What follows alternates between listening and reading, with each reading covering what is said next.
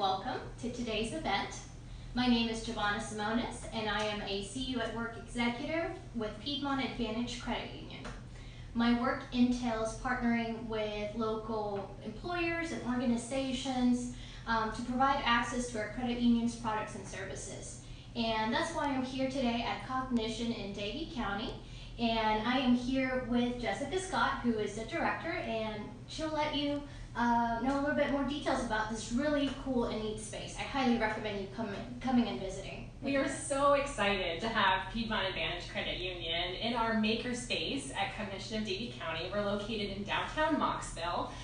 We opened for 11 days in March and then closed for 4 months because of the pandemic. But we are an amazing facility that offers programs and activities for the entire family. Our upstairs is a children's museum. We have a demonstration kitchen, and our maker space has robotics, electronics, sewing, embroidery, all kinds of amazing things. And Piedmont Advantage Credit Union helps make that possible. So we're excited to start offering more programming with our partners.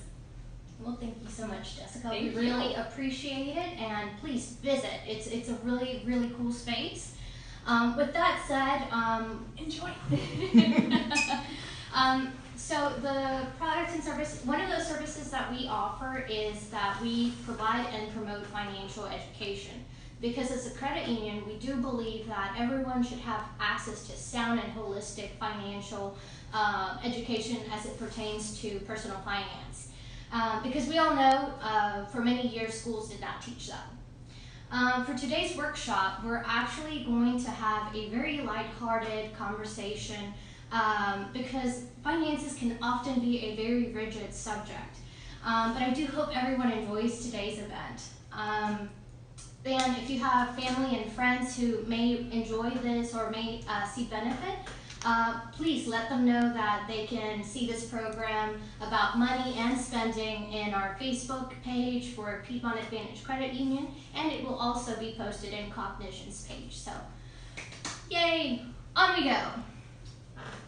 Now, to start, when we think of relationships, often we think about the relationships we have with people. Now, sometimes these relationships can be healthy or toxic or a combination of both. But how many of us have considered whether our relationship with money can be the same or if it works in that same fashion?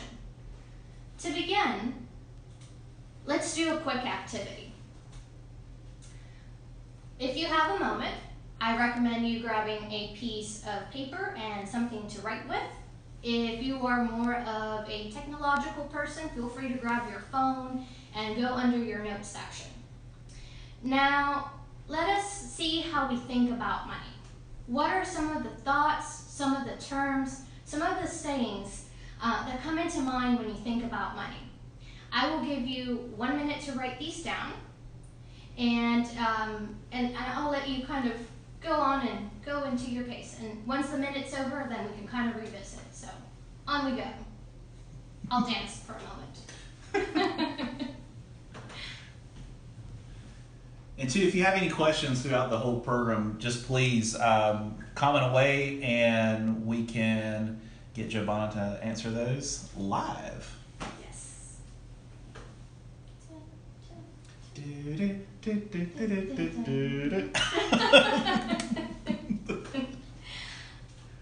We should have brought a radio to like play some background music while we wait, for people to write down. The more you know and the more you think about things. Exactly, I know. All right, minute's up. Not sure if that was an exact minute, but I'll say it was. Now, one of my questions to you is, when you look at these comments that you have written down, some of the words, were they positive? Were they negative? If your relationship with money was a Facebook status, what would it be?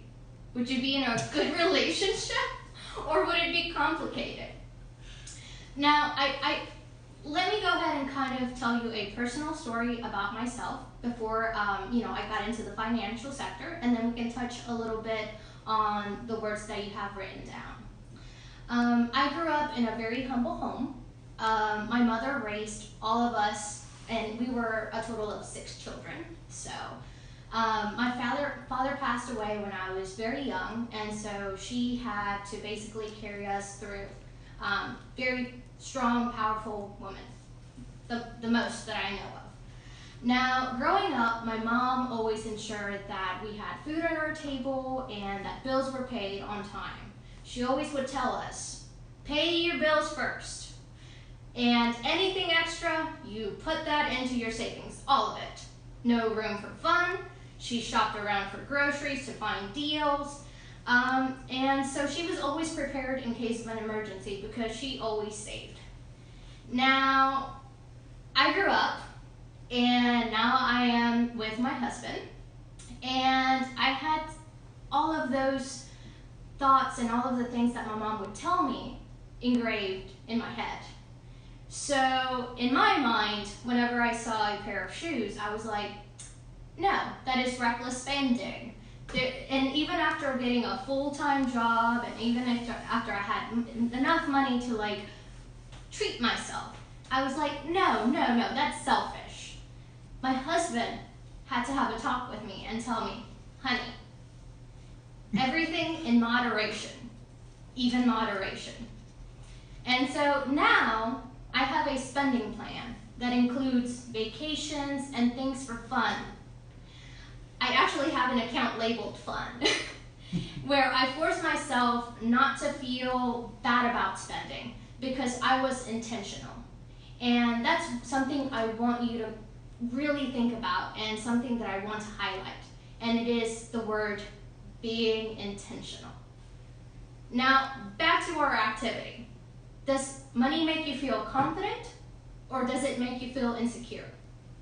Do you have a history of making good financial decisions? And if not, have you asked yourself why? Am I impulsive with money, or do I have discipline with money? So these are some of the thoughts that I want you to start thinking about in order for you to understand what your relationship with money is, because you do have one. I can guarantee you that much. Now, when we think about budgeting, a lot of people do not like that word because it is often thought of, this is restrictive. This means I have no fun. And, you know, there are many reasons why people don't budget. Ooh, sorry. There you go. There are many reasons why people don't budget. And that is because a lot of people think, you know what, I have tried and it's really hard to keep track of my spending, or I don't have time to do this, or you know, many of the regimens and budgets often call for a complete cutoff of like all reckless spending. Now, if you think about the last time you had a diet that completely eliminated all of the things that are delicious, how well did that go? Because any diet that restricts me from getting my macaroni and cheese, I will tell you, I'm not even going to last one day. Amen. I'm with you. Now, what makes money matters even more difficult is that we live in a society where it has taught us that we never should talk about money, that it is none of anybody else's business, and that it is only for us to know. And so when we get stuck, we often feel shame to ask for help. We feel that people might judge us. Some people may think, I don't want anyone to know that I am stressed out about my finances, or I don't want people to think that I am not smart because I made reckless financial decisions. How will I look at somebody in their eyes and tell them, you know, I racked up $5,000 worth of credit card debt? Now, these are serious conversations, and you know, it's understandable that it is really hard to be able to open up and have these candid conversations, but I say this must stop now. Stop. Let's see. Now, I find that many people don't want to create a budget for one reason or another. It doesn't matter who you are, your education, or what you do for a living, because creating a spending plan is often a very much a struggle for all of us. And so one of the things that I don't know if you guys are aware of, but there's a lot of reasons as to why it's really hard. Oh, no. I am so sorry. It's okay. Oh, there it is. Technical difficulties. There you go. Okay. Back to what I was saying. So there's a lot of reasons why this is so difficult for us, and some of it has to do with that there are more deeper psychological issues that go on when people start thinking about their finances, and these have been identified by behavioral economists. One of those things is called present bias, meaning that our brain is wired to think short term. This probably goes back to our prehistoric roots where we had to focus on our day-to-day actions and needs to survive. For those reasons, people find it more difficult or are more inclined to think about their long-term goals because they're thinking about their current needs and wants instead. So in my mind, even if I go into a diet, I'm thinking, I want that macaroni and cheese right now. I am not looking at the struggle that I'm going to have later on when I can't fit into my pants. So now there's also something called status quo bias, and that's basically where people are much more likely to continue doing what they usually do rather than make any changes. And even if these changes are beneficial, people will just not do it. Once again, I'll go with my example. When COVID started, in my mind, I know it's beneficial to keep celery and hummus in my fridge for snacks, given that I was probably going to have more access to it. But instead, my desires kicked in and I was like, no, I want chips and cookies. And so now I'm paying the consequences of that. So just so you know, everybody's on the same train. Now, understanding the mental and emotional blocks that prevent us from breaking bad habits can help us overcome them. So no worries, even if you feel stuck, even if you have a feeling that, you know what, I can't do this, we all have the same feelings, but having a deeper understanding of these is what's going to help you overcome and take action. Now, I want you to take a minute to think about what has prevented you from creating or sticking to a spending plan in the past, or what obstacles may arise when you go home and try to start applying what you'll learn today. Then consider creative ways in which you can address those obstacles. Let me give you an example. One obstacle that is often very common is that people say time. Oh. Are you going to the next one? Yes, in just a second. Oh, okay, cool. Sorry. No, you're good. Is time. And one solution that can be assigned is one day each month. You choose that day to be the day that you prepare your finances. Mark it on your calendar. Set a reminder on your phone. I know you have it available with you all the time. And prepare by making sure that you avoid any distractions. So that's maybe a way to tackle that. But think about those obstacles, be conscious, and think of solutions that can help address them. Let's see. Let me go to the next slide. So budgeting, or what I like to call spending plan, because budgeting has very negative connotations. I want you to eliminate those from your mind. When you have one, it can have a positive effect on nearly all aspects of a person's financial situation. Not only that, but it makes you aware of your current financial situation, which can make it easier to pay bills. Budgeting helps pay down your current debts, and so that way you can have a plan to pay those off. When you budget, you're able to meet those short-term and long-term goals that you have. I know that often it is difficult to see any progress, but once you create this spending plan, you can allocate resources accordingly to make sure that you are not only paying off debt or paying for the needs, But also, if your desire is to go on vacation, if your desire is to do, say for a down payment on your home, that you put that within your plan. And also creating a budget enables you to save for emergencies, because we definitely don't want to start racking those up in credit card debt. Now, life happens, but we need to be as proactive as possible. Another factor that people may not consider, which is very helpful when you create a spending plan, is that it can have a very positive effect on your emotional well-being. Did you know that over half of the United States households regularly worry about their finances? So if that's the case, if you're able to create a spending plan and you can stick to it, it can help reduce your overall stress and improve your overall well-being. So who wouldn't opt in for that? Right.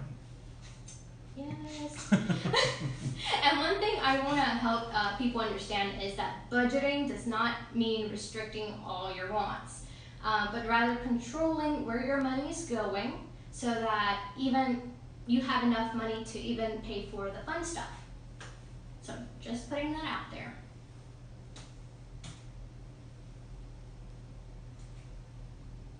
All right. So we've already talked about some of the greatness and some of the cool things that come with building a spending plan, and why it's just overall a good thing for your well-being and your reducing stress and everything that comes with that.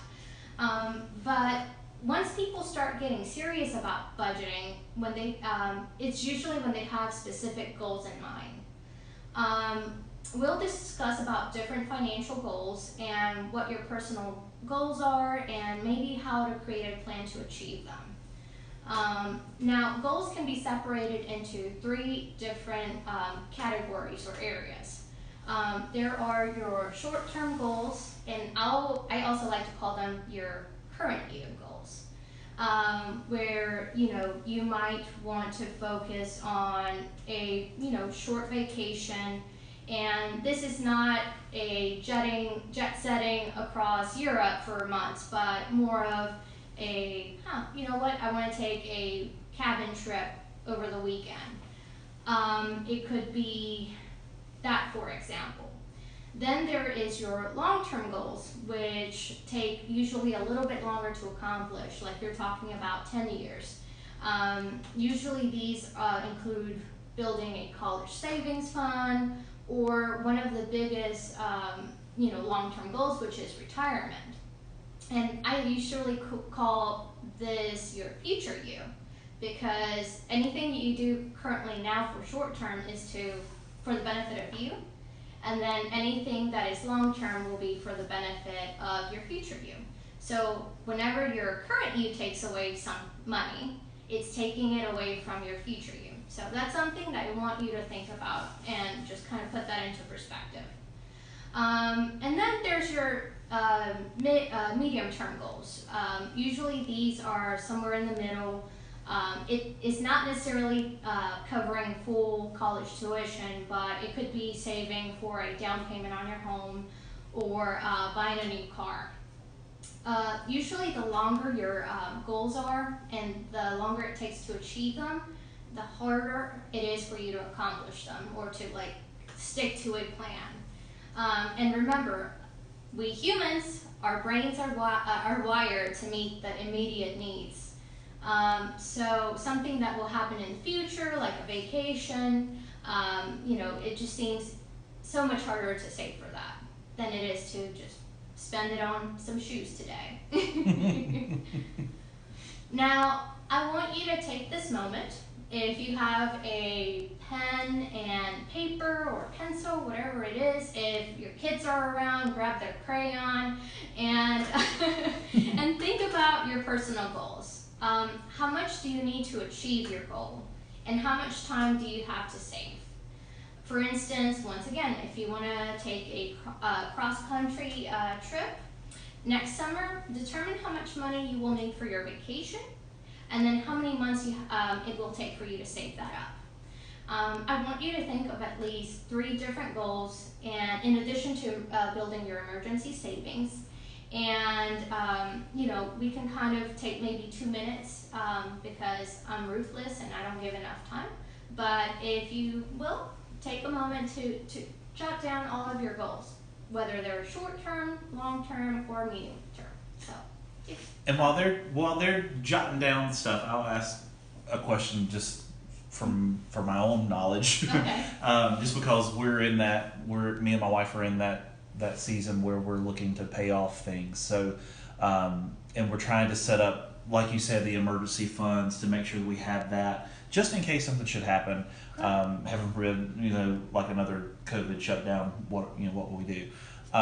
So when you're doing an emergency savings, how much is enough? A lot of experts will say that it varies, but usually it is a good idea to keep anywhere from 3 to 6 months worth of bills saved up for your emergencies. Okay. So that would be the amount or how much you need to keep. Okay. Now it varies from person to person, so but usually around that range is where you would ideally want to have it at. Okay. Sounds good. Yep. Alright, so I'll just continue on. Again, if you have any questions, feel free to ask. Use the little chat feature to comment. And then also, if for some reason they're not showing up on our live feed, we'll see them. We'll watch this back and make sure that we're answering any of those questions. And two, I think we have one of our partners that's watching as well, so we can kind of get those answered for you in a timely fashion. So back to you, Miss Giovanna. Alrighty, thank you so much, Matt. So next, now that we've talked about some of the goals that we want to accomplish, one of the things that I wanted to bring to your attention is many experts say that it is a good idea or rule of thumb to keep spending in what is called a 50-30-20 budgeting rule. And that is where 50% should go towards the things you need to live, such as your rent, your groceries, utilities, all that good stuff. 50% of your income. 30 would be 30% of things that can be spent on what you want, not necessarily a need, such as eating, shopping, restaurant trips, this pair of shoes that I keep talking about. And then 20%, which is applied to savings and paying down your debts. Now, paying down your debts on this doesn't include the minimum payment. The minimum payments are in the needs area, because if you don't make those, then, of course, there's a trail of complex things that happen where credit could go down and all. But if you wanted to add any further, pay more than the minimum balance, that is where you would want to allocate that. So if you think about it, you'll see that the budgeting rule is pretty flexible. It basically allows you to put 1/3 of your income towards the things that bring you enjoyment. Because like I said, any budgeting regimen that requires you to restrict anything fun related is just not going to work, because we work really hard for our money, and we definitely want to make sure that we're enjoying it while we're being thoughtful of our future. And I want you now to look at your own spending. Now, not everybody is going to be able to do the 50-30-20 rule, but you can use it as a gauge to kind of see where you're at. Once again, not everything is cookie cutter, so I think it also depends on your situation, your experience, and not everybody started in the same place. So for some, it will be a little bit easier than others to accomplish this. But I think being able to determine where you are is a very good way to kind of see where you need to go from there. Now, one thing I want you to do is I encourage you to collect all of your bills, your transaction history, and see what is it telling you. where's your money going, understanding the components that will help you with your relationship with money.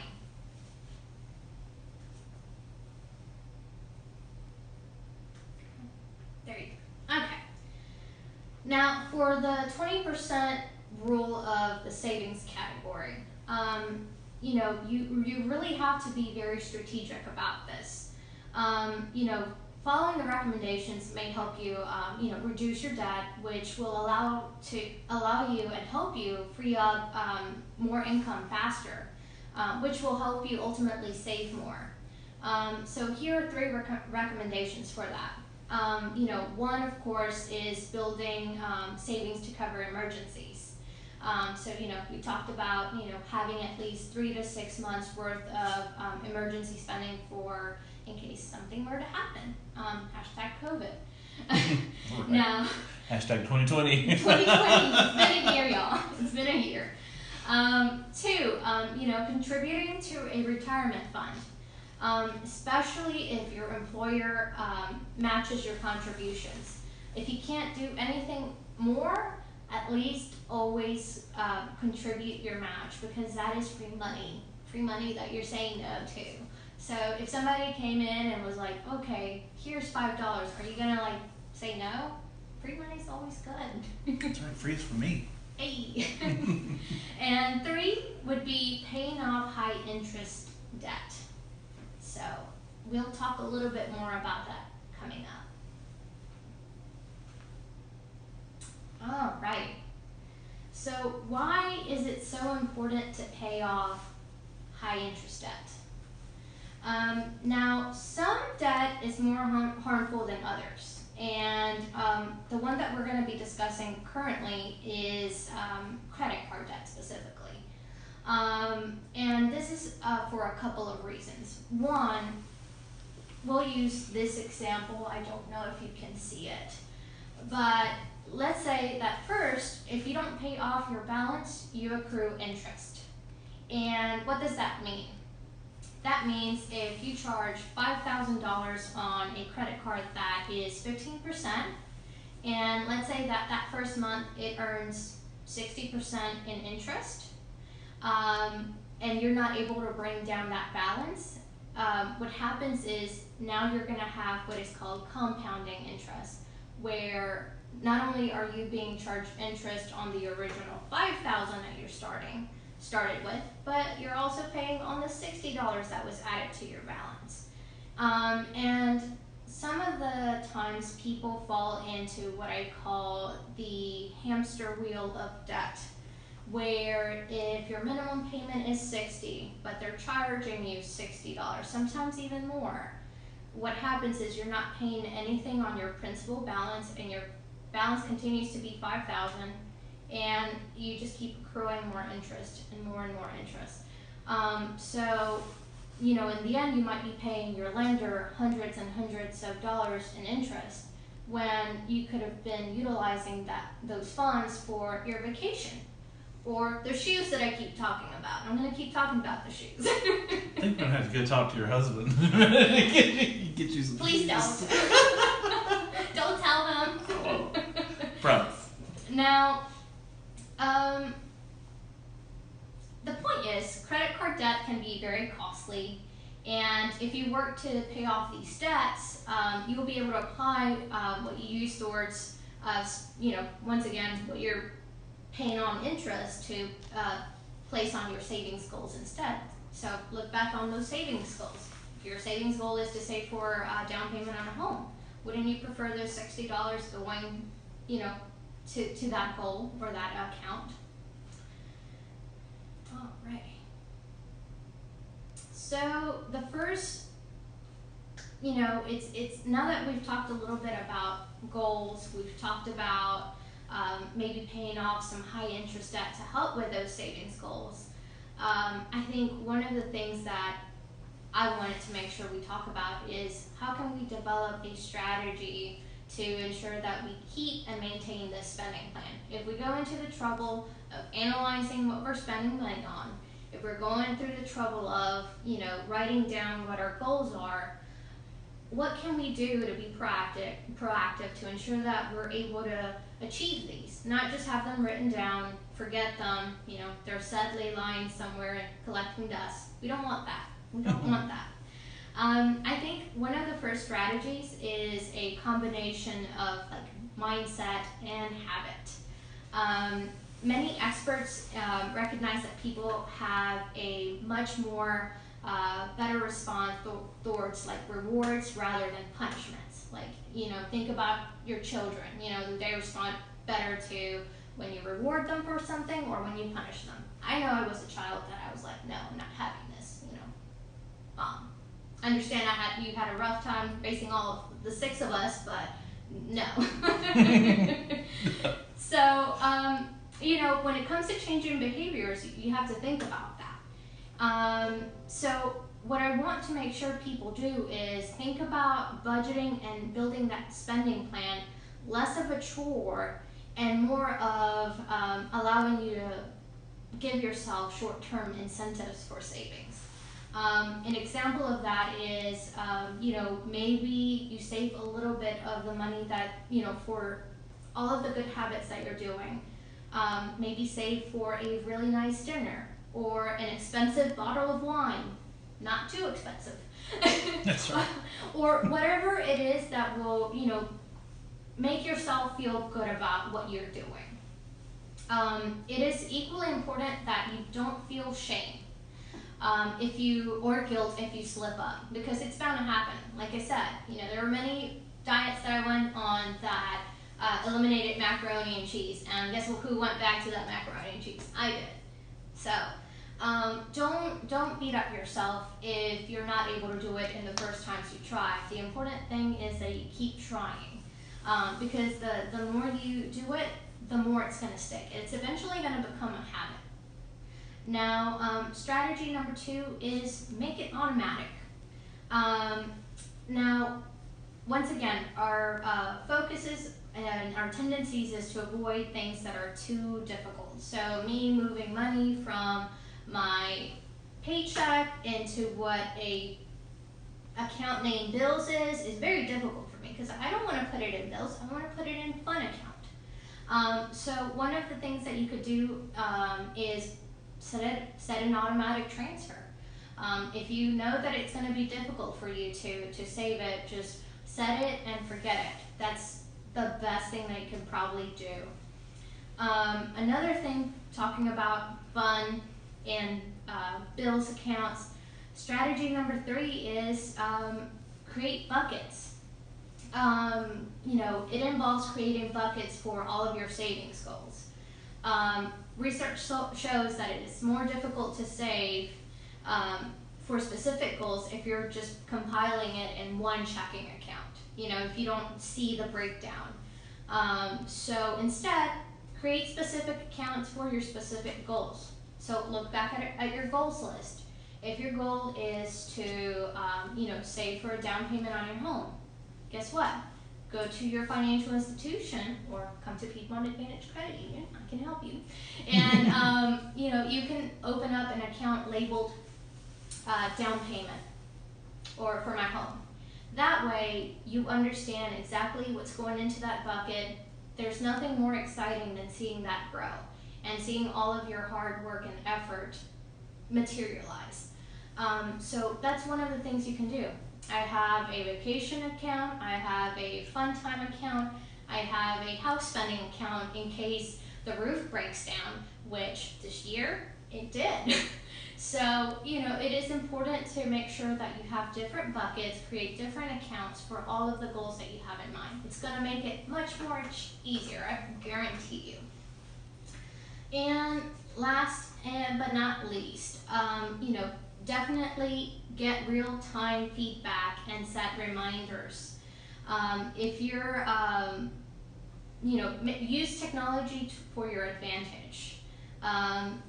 This basically involves, utilizing mobile apps. We have a mobile banking where you can set, auto pays and bill pay and set reminders before those come out so that you don't put yourself in a situation where you don't have sufficient funds to cover whatever cost it may be or whatever bill that's coming out.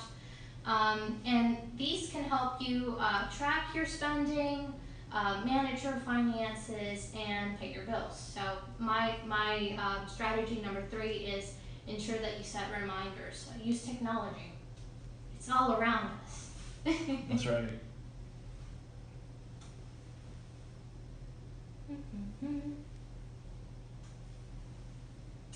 So, if you can and you have time, and what money tips do you have that have worked for you? Because while I have a few of my own, I think that there's different things that work for different people. So if you would like to comment on some of the things that have worked for you that maybe we haven't mentioned, we definitely want to make sure that we hear from you, because I think it's important that everybody gets exposure to different things.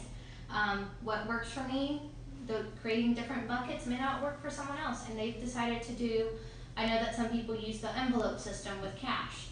So once again, you do you, boo. Do whatever works for you.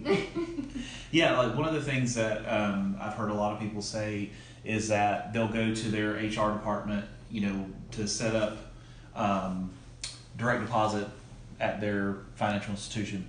Well, they can also, at that time, set up, hey, I'm going to do $50 every pay period that goes into this account, or 50 that goes in this account, and 20 that goes in this. And they can do it that way.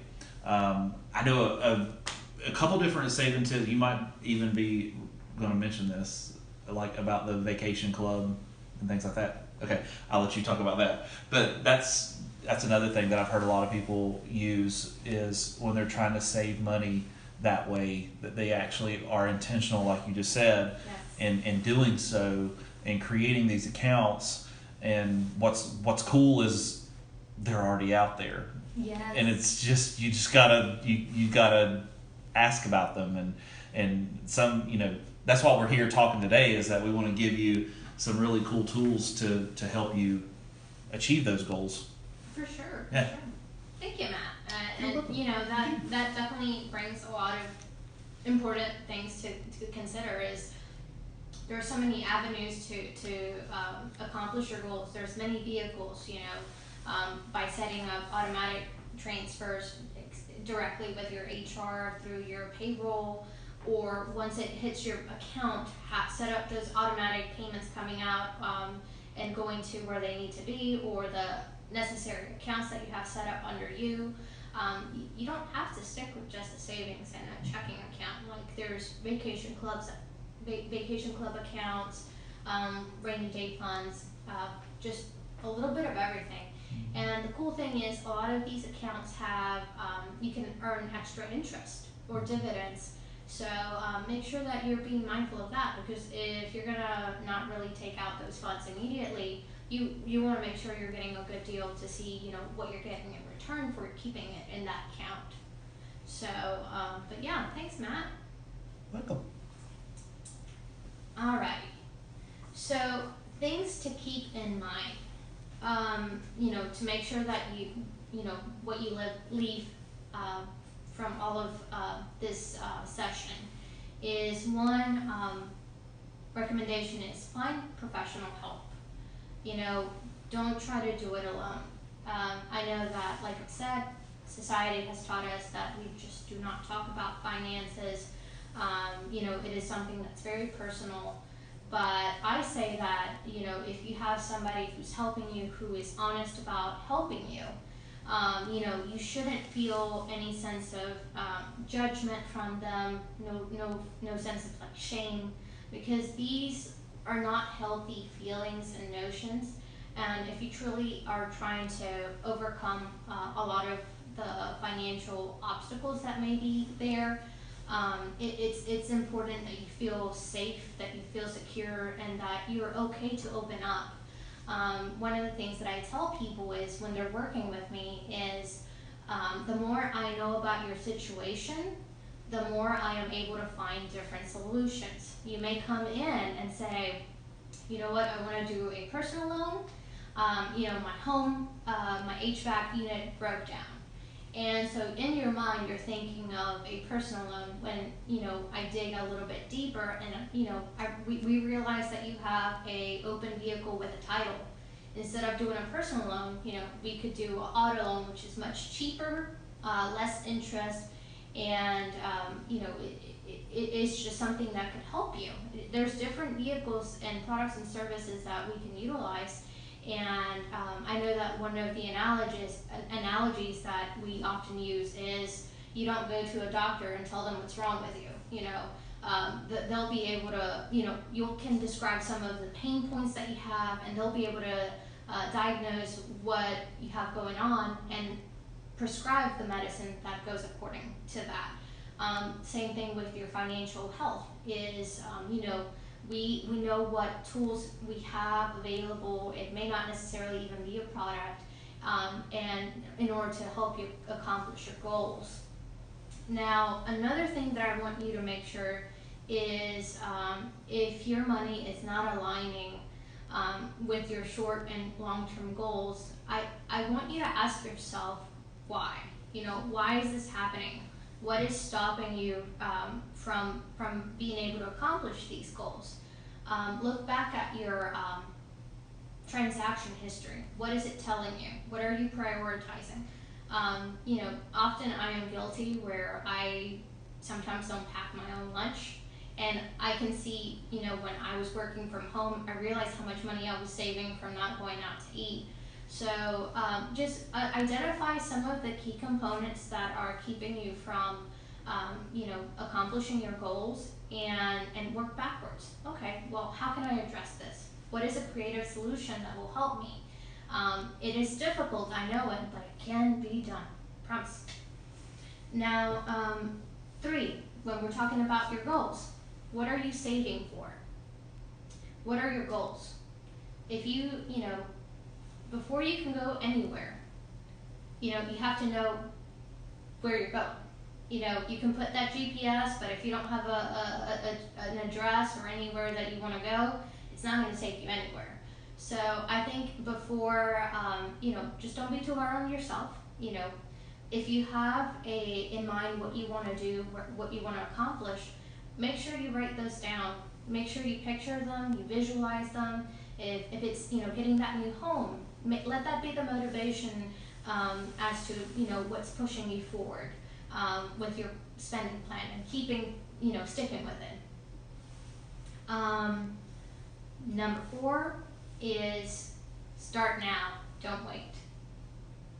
And that is because it is very easy to say, you know what, I'll do that next week. You know what, this week wasn't great, I'll do that the next time. And you just keep pushing and pushing and pushing. That's what I say about the gym. I'm gonna start next week. I do too. That's one of mine. And so, it's okay. You don't have to completely follow that 50, 30, 20% rule. You can start by saving as little as $5 to, for every paycheck. It's just a matter of creating that habit and slowly start building from that. Because if you wait until you think you're ready, before you know it, you already, it might be too late.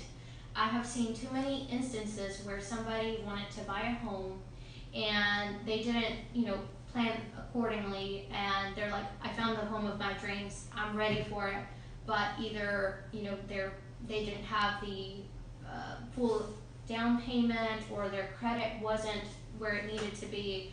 So it's one of those things that if you know that that's something you want to do, I always recommend planning 1 to 2 years ahead, depending on what your goal is. How long will it take you to achieve that, and take it from there. But if you have to start with $5, $1, it doesn't matter. 1 cent, all that matters is that you start taking into that action, and slowly you will develop that habit.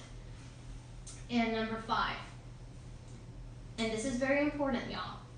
Your self-worth is not tied to your net worth, okay? Not everybody has a different financial situation. Everybody has different life experience. and we often have a very negative perception of ourselves. We are our very own worst critic. And, often what we think manifests itself. And if you believe yourself to be bad at money, like saving, or bad at handling your finances, often you will create situations that reinforce that belief. So I just want to make sure that you do not let money define you. It is only a means to accomplish your goals. That's it. So don't feel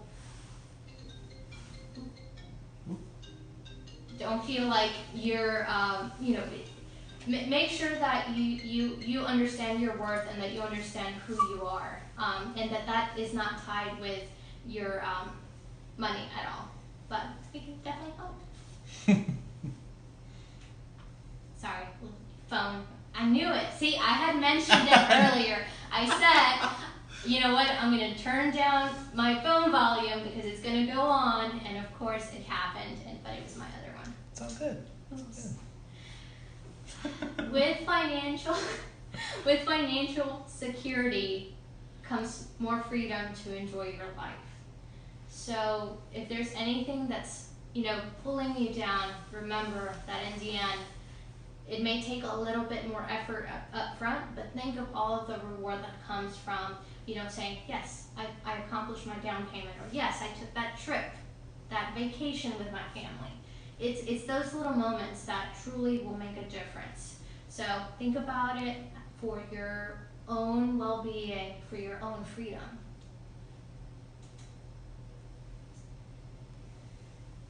Oh, sorry, let me go back. So let me start wrapping things up before everyone starts falling asleep on me, if you haven't already. No. So why is having a good relationship with money essential? Well, that's because financial wellness is an important part of your overall well-being. Financial wellness includes a healthy relationship with money that makes us feel satisfied and not overly stressed out, because I know I felt stressed out when I've been fighting that money current. So you can have some fun, you can enjoy life, while also accomplishing the short and long-term goals that you have with the spending plan that works best for you. Once again, not anything is cookie cutter. Alright, that's me. It was photoshopped. Stop. Oh no, of course. There we go. It's back up now. It's back up. Hold on. I knew There there's we going to go. be some more technical issues. Sorry. Okay. So yeah, that's me. If you have any additional questions or would like to discuss your personal relationship with money, maybe you need help building your own personalized spending plan, I am here for you. My name is Giovanna Simonis, CU at Work Executive with Piedmont Advantage Credit Union. If you are an employer or an organization who would like to learn how we can partner and offer your employees or members access to Piedmont Advantage's products and services, such as this presentation with less technical difficulties, I promise, feel free to reach out as well. I thank you so much for your time, and I hope that everything that we talked about today, you got something valuable or something that at least makes you think about, and I'll consider that a win. Because it's time to forgive your past self for any mistakes that you have done, and focus on what your future self needs. So that's my word of advice. But I definitely appreciate Cognition for allowing us and giving us the opportunity to be here. Once again, this space is incredible. They have a really cool interactive museum for children upstairs, and if you're a little bit of a hands-on individual like myself, I do a little bit of painting, a little bit of drawing. They have a wide open space in this bottom area. But yeah, Davie County, whenever you're around this area or if you live here, oh my God, please, I cannot say anything but great things about what we have here. And I know that they would definitely appreciate everyone's support. Yeah, membership is available here, that you can come and be a member and come and use their facilities here. It is fantastic. I think this is something that Davie County has needed for a long time, and this is really just a cool place to, and the idea that was started a while back, and see it come to fruition, so it's really nice. Giovanna, thank you so much for coming and talking today about our finances. And I think this is going to be one of those that was more of an introduction to personal finances. Hopefully later on we'll have a little bit more detailed interactions and education courses that deal with specifics of how do you build that budget or spending plan. Or if you want to do it in person, we can do that as well. I'm happy. One-on-one or future courses to come. Yeah. So if you want to get in touch with Giovanna, I know we've got it up there on the screen, but if you can't read that is See You at Work Executive. That's their title. That's her title right there. Her email address is jsemones@pacu.com. And then also you can come and visit our website at pacu.com and get in touch with us through the 800 number, which is 800-433-7228. Thank you again, Giovanna, and thank you, Cognition, for letting us come and speak with you today. Thank you so much, guys. Bye.